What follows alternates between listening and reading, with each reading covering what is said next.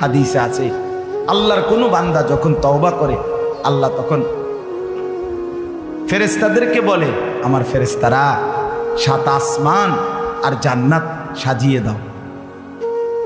ফেরেশতারা জান্নাত সাজায়, আসমান সাজায়। ফেরেশতারা ডেকে বলে, রব্বুল আলামিন কি হলো যে কারণে আসমান সাজাইলেন, জান্নাত সাজাইলেন? রব্বুল আলামিন তখন বলে, আসলাহাল আবদু মাওলাহু, এক ভেগে যাওয়া গোলাম আজকে তার মনিবের সাথে সম্পর্ক ঠিক করে দিয়েছে। আল্লাহ আল্লাহ বলে, আমার এক গোলাম আমার থেকে ভাইগে গেছিল রে, অনেকদিন ওই আমারে সেজদা দেয় নাই, আজকে দিছে।